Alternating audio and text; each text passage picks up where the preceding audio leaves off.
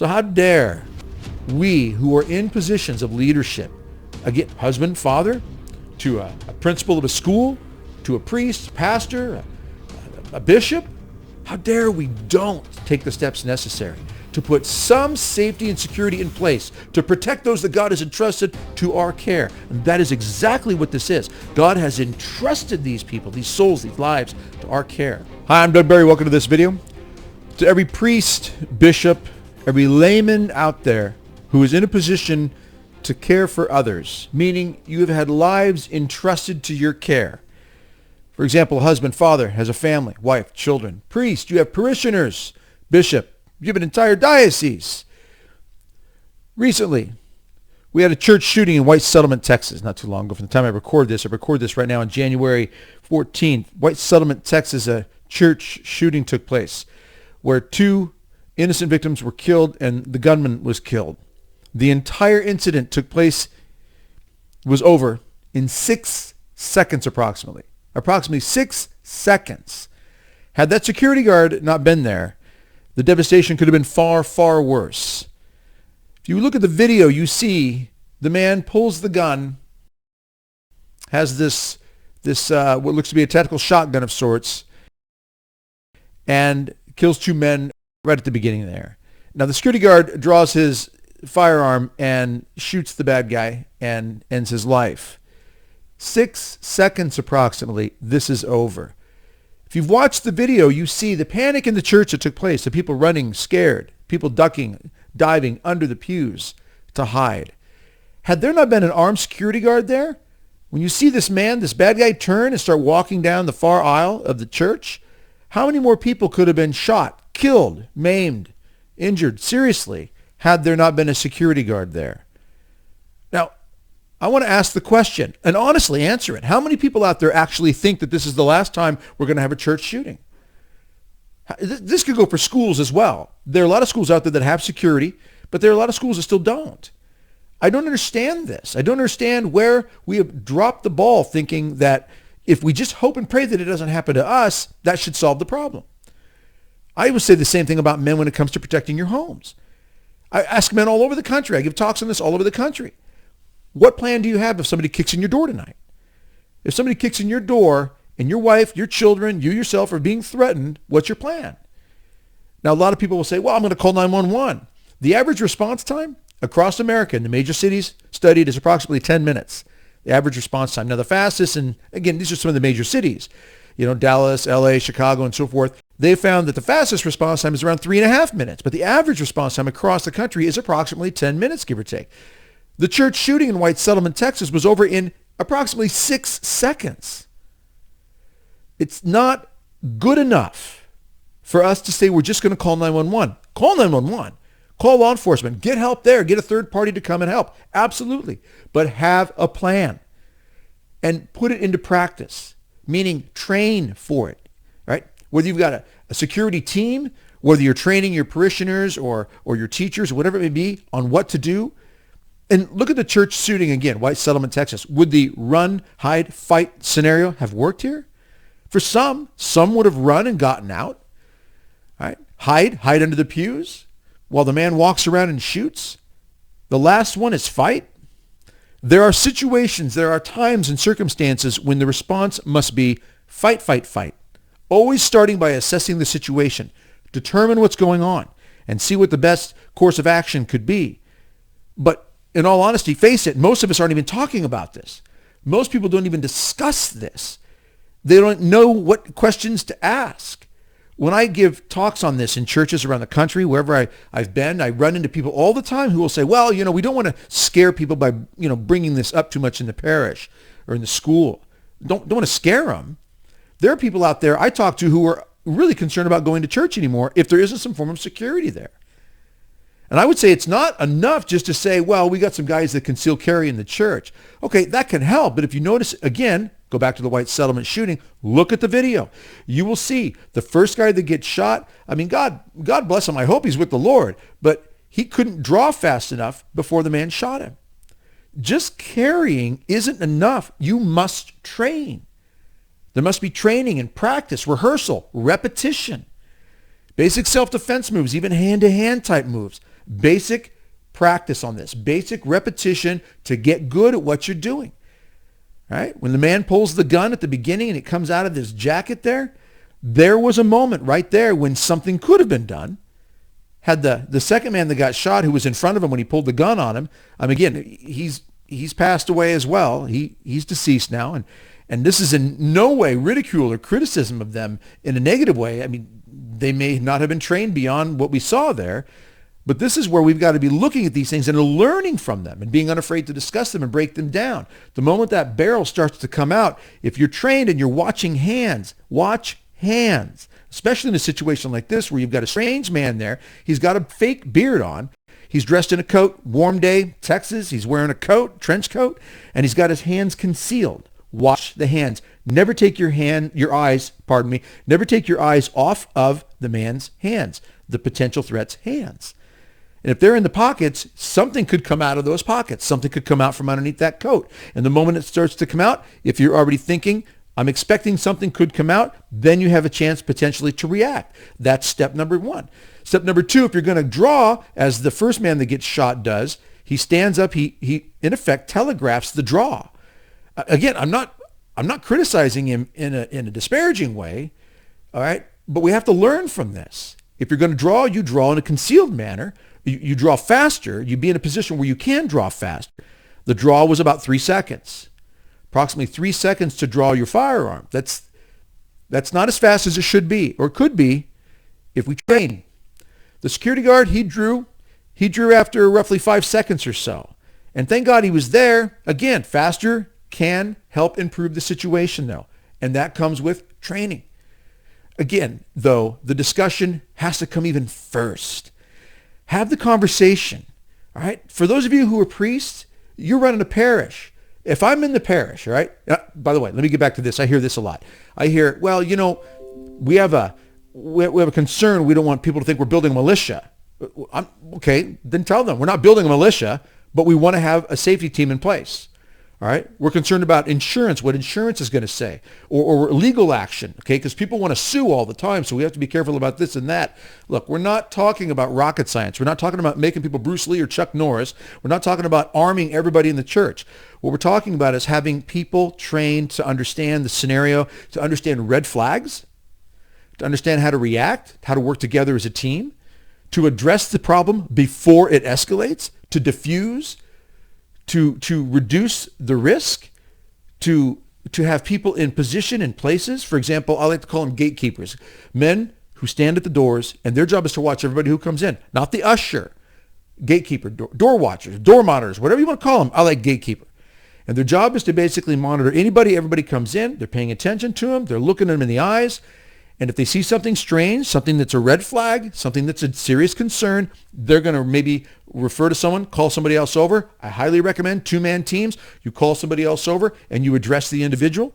You pull them aside nicely. Hey, in the name of Jesus, can we talk for a moment? Whatever you have to say to get them to the side, get them away from the body of the church and the other people so you can actually discuss with them and maybe find out if there's something else going on there. And if they got a coat on, they got a strange backpack or a bag of any sort, you might have to ask them, can we look through it?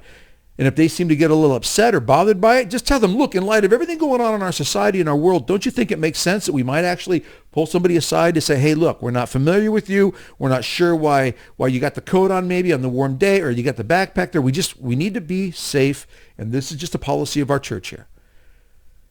People will right away say, yeah, but that's kind of turning people away. We're here to welcome everybody. Yeah, we need to welcome people, but we need to be smart. Our Lord wants us to use what's between the ears here, all right? People say, well, I'm going to trust Jesus when it comes to these things. Well, let's trust Jesus that we're going to use what Jesus gave us between the ears here, and we're actually going to put into play and put into practice and apply common sense to protect those that God has entrusted to our care. Those of us who are husbands, fathers, married men, have families, if somebody comes into our house and they seem a little off, they seem like there's something wrong there, maybe they look like there might be a bit of a threat, potential for a threat, are we just going to, yeah, come on in and just kind of do what you want? Or will we maybe pull them aside or stop them at the door and say, hey, excuse me, I want to understand what's going on here, who you are, something a little strange happening here. We would vet the situation, would we not? We should. We shouldn't just let anybody in if we sense that there could be something going on that might not be right. So it's important that we actually take this seriously. And think about this.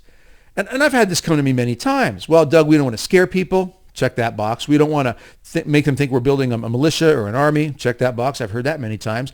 We have to worry about insurance and legal matters. Check those boxes as well. And this is what I say to that. With all due respect to those concerns, I say this.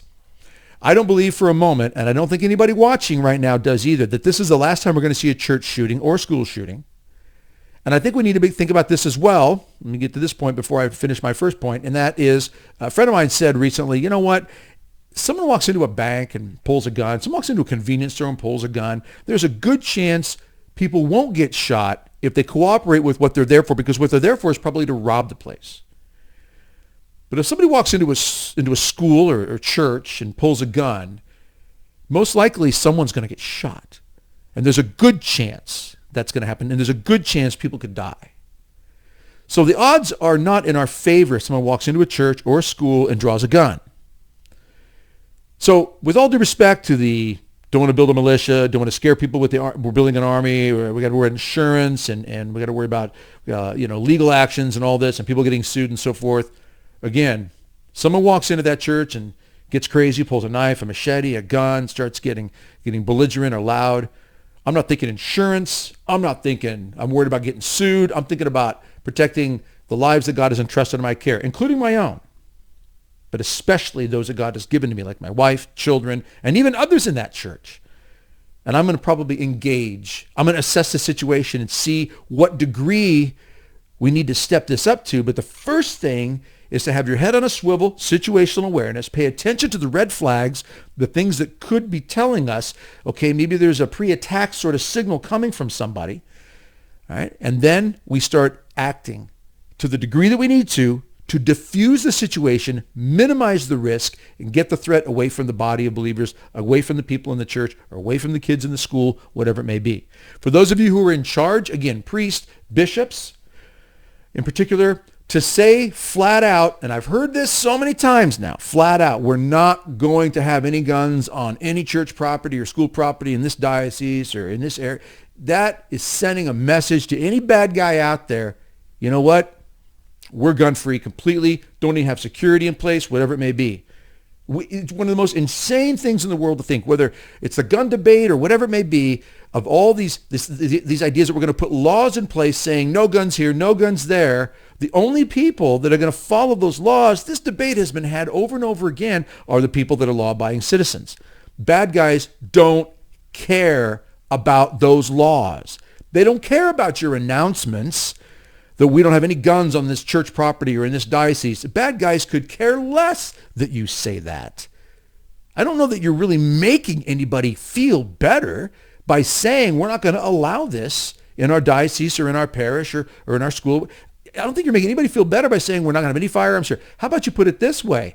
These premises are protected by people who are trained, right? Whether you got off-duty police officers there, you got security force there, or you've had the parishioners themselves go through some form of training, right? Some form of training on some level, and you let the word be known. Let the word get out.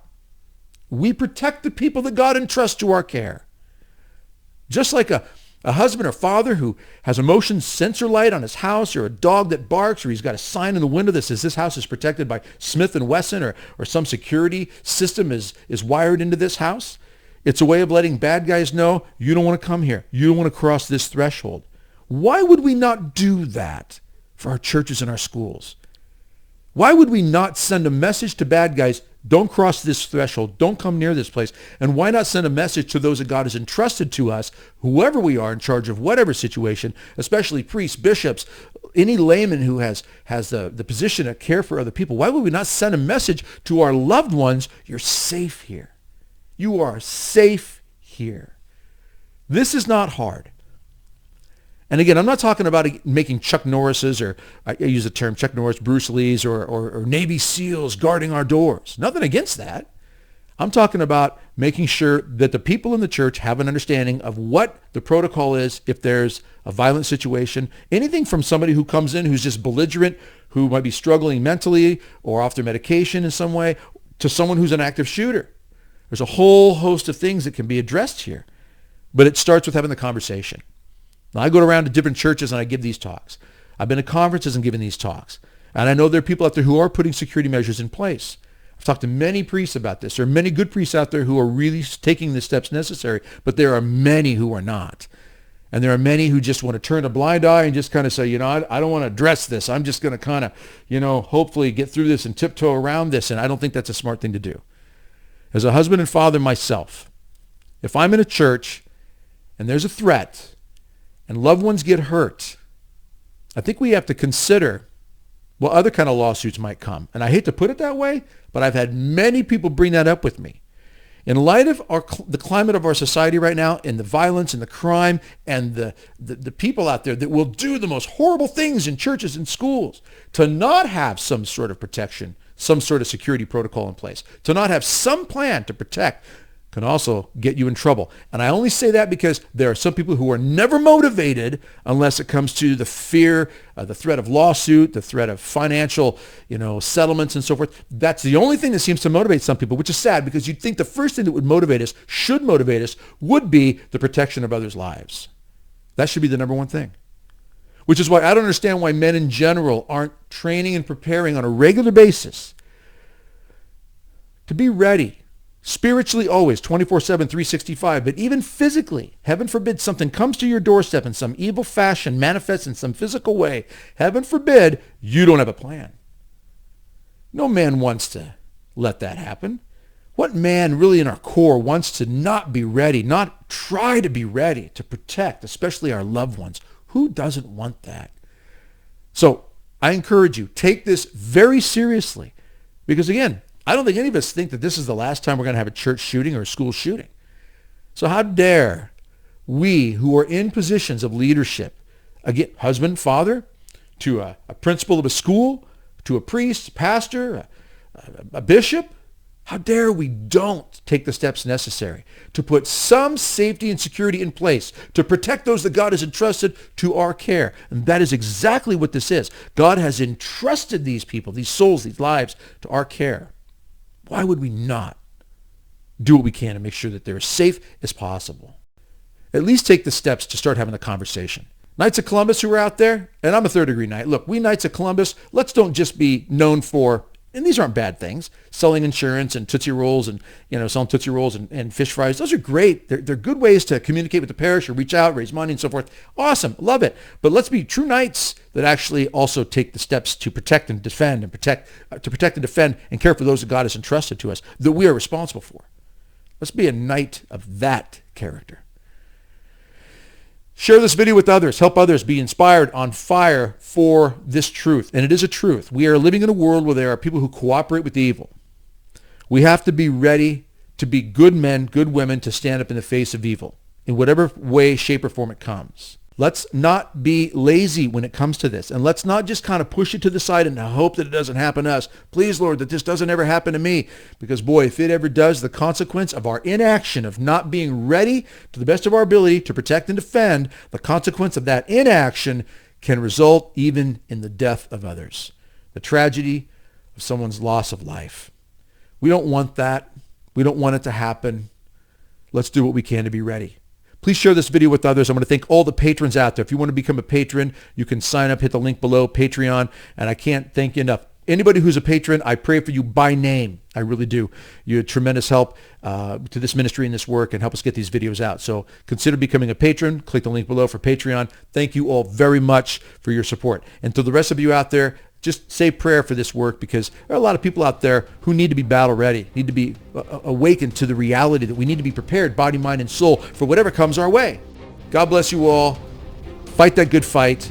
Be battle ready. We'll talk to you again soon.